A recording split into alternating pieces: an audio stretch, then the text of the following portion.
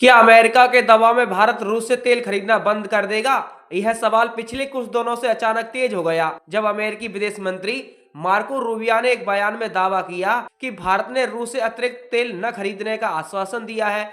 यह बयान सामने आते ही कूटनीतिक हलकों में हलचल मच गई, क्योंकि अगर यह सच होता है तो इसका मतलब सिर्फ एक व्यापारिक फैसला नहीं बल्कि भारत की पूरी रणनीतिक नीति में बड़ा बदलाव होता है। लेकिन इसके तुरंत बाद भारत के विदेश मंत्री एस जयशंकर ने जो बयान दिया उसने तस्वीर साफ कर दी, और यह जवाब सिर्फ एक प्रतिक्रिया नहीं था बल्कि भारत की विदेश नीति का मूल दर्शन भी था। पूरा मामला समझने के लिए हमें थोड़ा पीछे जाना होगा।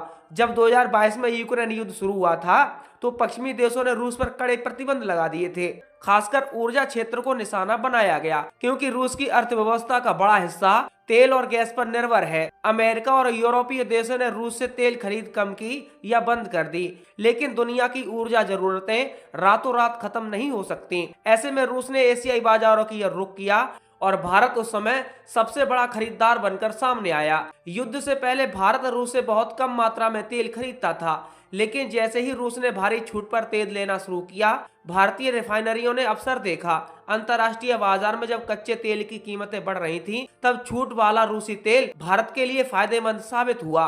इससे भारत का आयात बिल नियंत्रित रहा, घरेलू कीमतों पर दबाव कम हुआ और ऊर्जा सुरक्षा मजबूत हुई। यह फैसला किसी राजनीतिक झुकाव से ज्यादा आर्थिक तर्क पर आधारित था। यहीं से अमेरिका की चिंता शुरू हुई। अमेरिका यह चाहता था कि रूस को तेल वर्चस्व से वंचित किया जाए ताकि उसकी युद्ध क्षमता कमजोर पड़े, लेकिन भारत ने साफ कहा कि उसकी प्राथमिकता अपनी ऊर्जा जरूरतों और अपने नागरिकों के हितों में है। भारत ने यह भी तर्क दिया था कि यूरोप ने वर्षों तक रूस से सस्ती गैस खरीदी, तब किसी ने नैतिकता की बात नहीं उठाई। अब जब भारत रियायती तेल खरीद रहा है तो उसे निशाना बनाना उचित नहीं है। हाल ही में जब मार्को रूबियो ने कहा था कि भारत ने अतिरिक्त रूसी तेल न खरीदने का भरोसा दिया है, तो यह बयान कई तरह से व्याख्यात किया गया। कुछ विश्लेषकों ने इसे अमेरिका की कूटनीतिक जीत बताया, तो कुछ ने इसे भारत पर बढ़ते दबाव का संकेत माना। लेकिन असली तस्वीर तब सामने आई जब एस जयशंकर ने स्पष्ट शब्दों में कहा कि भारत अपने ऊर्जा फैसले स्वतंत्र रूप से लेता है और लेता रहेगा। एस जयशंकर का जवाब बहुत संतुलित लेकिन स्पष्ट था। उन्होंने जवाब दिया है कि भारत की नीति रणनीतिक स्वायत्तता पर आधारित है। इसका मतलब यह है कि भारत किसी भी शक्ति गुट का हिस्सा बनकर अपने फैसले नहीं करेगा। ना तो वह रूस का अंध समर्थन करेगा, ना ही अमेरिका के दबाव में झुकेगा। भारत ने कहा यदि भारत निर्णय लेगा तो उसकी कीमत, उपलब्धता, विश्वसनीयता और राष्ट्रीय हित होंगे। यहाँ एक और बड़ा सवाल उठता है, क्या भारत अमेरिका को पूरी तरह नजरअंदाज कर सकता है? इसका जवाब दोस्तों सीधा है, नहीं कर सकता। भारत अमेरिका को नजरअंदाज नहीं कर सकता। अमेरिका भारत का एक बड़ा व्यापारिक साझेदार है, तकनीक में भी है, रक्षा में भी है, निवेश और वैश्विक मंचों पर सहयोग के मामलों में दोनों देशों के रिश्ते गहरे हुए हैं। क्वाड जैसे मंचों पर भी दोनों देश साथ काम कर रहे हैं। इसलिए भारत अमेरिका के साथ संबंधों को खराब करने का जोखिम नहीं लेगा। लेकिन इसका यह अर्थ भी नहीं है कि भारत अपनी ऊर्जा सुरक्षा को दांव पर लगा देगा। भारत की रणनीति दरअसल संतुलन की रही है। भारत रूस से तेल तो खरीदता है, लेकिन साथ ही अमेरिका, सऊदी अरब, इराक, यूएई और अन्य देशों से भी आयात करता है। वह अपने स्रोतों को विविध बनाए रखता है ताकि किसी एक देश पर निर्भरता न बढ़े। यदि बाजार की स्थिति बदलेगी और रूसी तेल सस्ता या व्यवहारिक नहीं रहेगा तो भारत स्वाभाविक रूप से आयात घटा देगा, लेकिन यह निर्णय बाजार आधारित होगा, ना कि दबाव पर आधारित होगा। इस पूरे प्रकरण में सबसे महत्वपूर्ण बात यह है कि भारत ने किसी सार्वजनिक मंच पर यह नहीं कहा कि वह रूस से तेल खरीदना बंद कर देगा। जयशंकर ने यह जरूर कहा है कि भारत अपनी जरूरतों के अनुसार आयात का निर्णय लेगा और किसी बाहरी दबाव के आगे नीति नहीं बदलेगा। यह बयान एक तरह से अमेरिका को भी संदेश था और रूस को भी कि भारत की दोस्ती और साझेदारी सिद्धांतों पर आधारित है, न कि आदेशों पर। रूस की तरफ से भी प्रतिक्रिया आई कि भारत एक संप्रभु राष्ट्र है और वह अपने निर्णय खुद लेता है। रूस ने संकेत दिया कि भारत रूस संबंध किसी एक मुद्दे से प्रभावित नहीं होंगे।